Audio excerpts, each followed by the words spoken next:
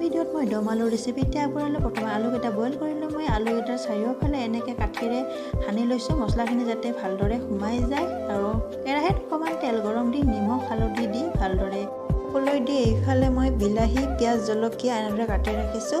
আলুখিনি ভালদৰে ভজা হ'লে এইফালে মই কেৰাহীত তেল গৰম দি শুকান জলকীয়া, তেজপাত আৰু জিৰা গুটি কেইটামান ফোৰণ দি পিঁয়াজখিনি দি দিছোঁ। লগতে আদা নহৰুৰ পেষ্টখিনি দি পিঁয়াজখিনি ভালদৰে ৰঙচুৱা হৈ আহিলে ইয়াত মই বিলাহীখিনিও দি দিছোঁ। লগতে নিমখ, হালধি, জিৰা গুড়ি, ধনিয়া গুড়ি আৰু শুকান জলকীয়া গুড়ি।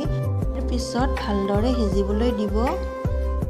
এইখিনি ভালদৰে সিজি গ'লে মই ইয়াত গৰম পানী এগিলাচ ঢালি দিছোঁ আৰু লগতে ফ্ৰাই কৰি ৰখা আলুখিনিও দি দিছোঁ।